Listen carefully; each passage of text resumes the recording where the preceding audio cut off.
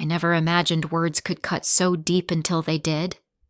"You're not even a real part of this family," my sister Emily spat, her voice sharp and cold, slicing through the hum of our family dinner.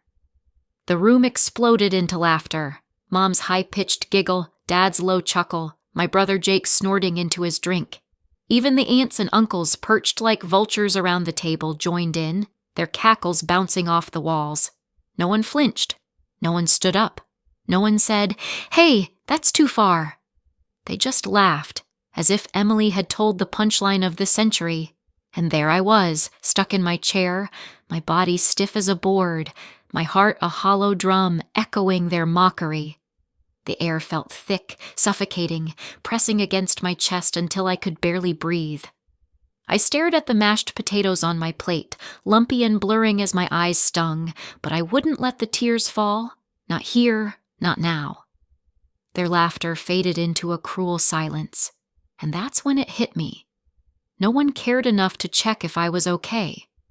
Why would they? To them, I was nothing. Was I ever anything more? The buzz of cicadas outside our Savannah home was the soundtrack to my childhood, a constant hum that matched the chaos inside. Our old Victorian house on Abercorn Street smelled of sweet tea and magnolias, but it was always a mess of Jake's soccer cleats, Emily's paintbrushes, and Mom's half-finished sewing projects. I was the one who kept it from falling apart. At 10, I was already the family's unofficial manager, reminding Dad about bills, packing lunches, settling fights between Jake and Emily over who got the last biscuit. They called me Livy the Fixer, but it wasn't a compliment. It was just what I did.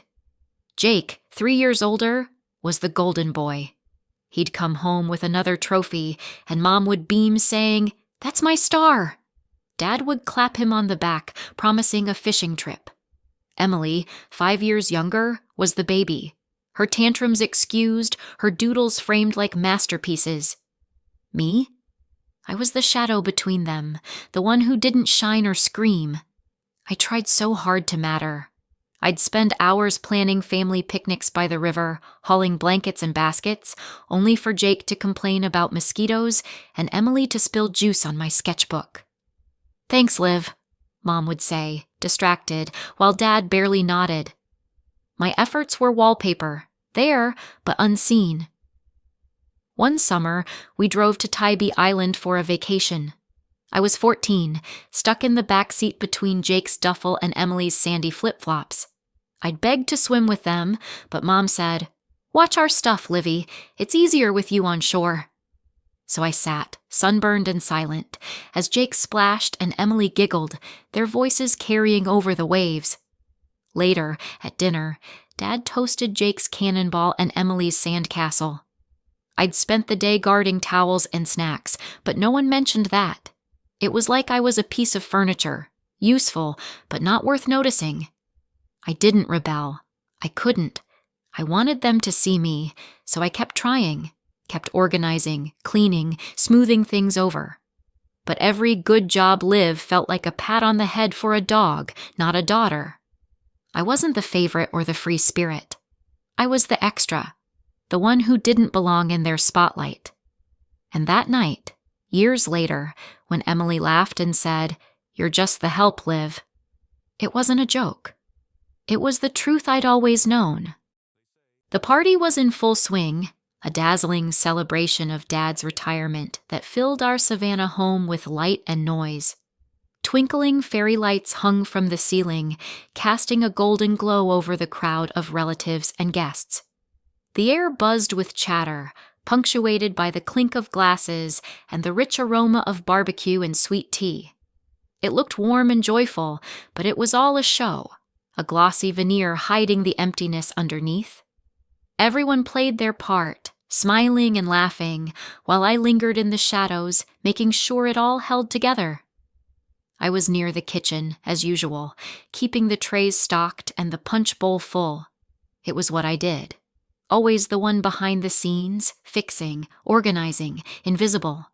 The family portraits on the walls stared down at me, a silent reminder of where I stood. On the edges, never truly in the frame. Aunt Carla swayed over, a glass of champagne sloshing in her hand. "Olivia, honey," she said, her voice loud enough to draw eyes, "you should give a toast. I'd bet my hat you wrote half of your father's speech anyway." She grinned, thinking it a clever nod, but it landed like a jab, another assumption that I'd done the work without ever getting the credit.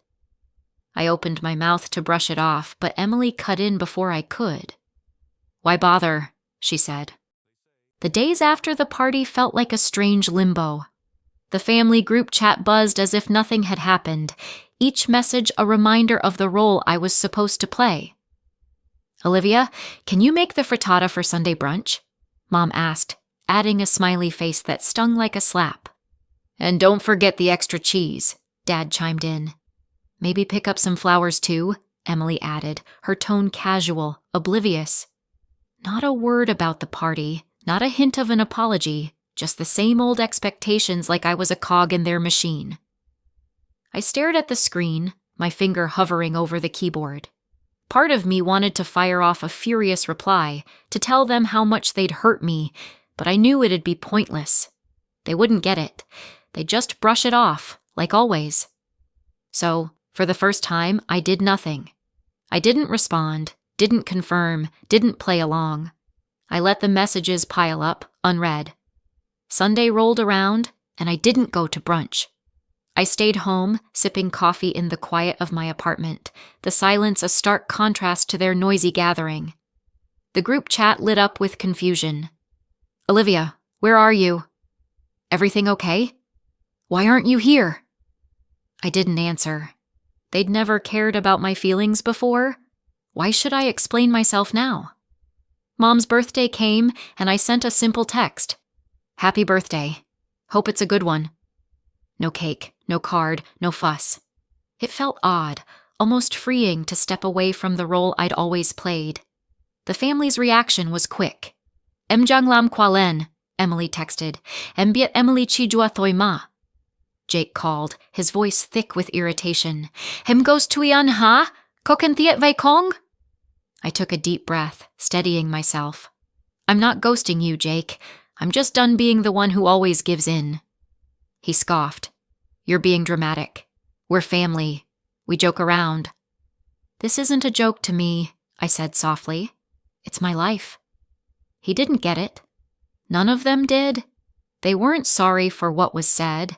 They were just uncomfortable that I'd stopped absorbing it. But I was done being their emotional sponge, the one who smoothed things over while they acted like everything was fine. Amid the blame, there were small flickers of warmth. Aunt Carla sent a private message. "I saw how calm you were at the party. I'm proud of you for standing your ground." Her words were a lifeline, a reminder that I wasn't wrong to feel this way. "Thank you, Aunt Carla," I replied. "It means a lot." A cousin, who'd stayed quiet that night, texted, "Luk jochi kong noigi, nungem biet no kwajang that." "I'm sorry." It was late, but it mattered. Not everyone was blind to the truth. As the days passed, I realized their discomfort wasn't about me. It was about them.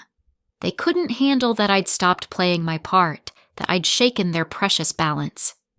For years, I'd been the one to fix things, to keep everyone happy, but I was tired of sacrificing myself for their comfort. I wasn't going to explain or apologize. They'd have to face their own flaws without me cushioning the blow. It was time to set boundaries, to take back my sense of self. I knew they'd push back, but I was ready to stand firm, even if it meant standing alone. The invitation to Christmas Eve dinner wasn't an olive branch. It was a gag order dressed up as holiday cheer. They wanted me back to smother the scandal from the party, to pretend nothing had happened. But I wasn't about to let them rewrite the narrative I'd lived for years. I'd been the silent helper, the shadow in their story, and I was done. If they insisted on dragging me to this table, they'd have to face the mess they'd made. So, I went. Not for them, but for me. The house glittered with Christmas magic, lights twinkling, a tree heavy with ornaments, the air thick with cinnamon and cloves. But the warmth stopped at the decorations. The dining room buzzed with relatives, Mom rigid at the table's head, Dad slicing ham like it was a chore, Emily glued to her phone, Jake gripping a beer like a lifeline. Aunts and uncles filled the gaps, their small talk brittle, their glances skittering past me. No one said a word about why I was there. The silence was a wall, and I could feel their hope. Just get through it. I let them serve the food, let the clink of silverware stretch the tension. Then I set my napkin down and broke the quiet. "I don't expect anyone here to love me," I said, my voice steady, years of hurt coiled beneath it. "But I won't be treated like a shadow, like I'm only here to serve." Mom's fork froze, her face hardening. "Olivia, you've always been too sensitive," she snapped, her tone cutting, brushing me off like dust. Emily smirked, slouching back. "It was just a joke, Liv. Why are you still clinging to it?" I locked eyes with her, unyielding. "It's not the words, Emily. It's the truth you've all buried under your smiles. I've never been family, just a convenient extra." The room choked on silence. Aunt Carla fidgeted. Uncle Joe stared at his plate, but I didn't waver. Then, out of nowhere, Jake stood, his chair screeching against the floor. "Actually, Emily," he said, voice low and firm, "you went too far." Mom's head whipped toward him, eyes blazing. "You too, Jake?" "Are you taking her side now?" Jake didn't blink. "We've always used Olivia because she didn't fight back. We've treated her like she's less, and it's wrong. Enough's enough." The table exploded. Mom's voice climbed, sharp with fury. "How dare you both?" While Emily spat, "It was one stupid comment." But Jake stood firm. "It's not one comment. It's years of ignoring her, using her. She's right." I watched the chaos unfold, their voices clashing like a storm. I could have jumped in, let out all the pain I'd held, but I didn't need to. Jake had shattered their facade, and the truth spilled out, raw and undeniable. They weren't ready to face it, but I was done waiting. I slipped away, leaving them to their shouting. Outside, the night air hit me, crisp and clean. A weight I'd carried too long fell away.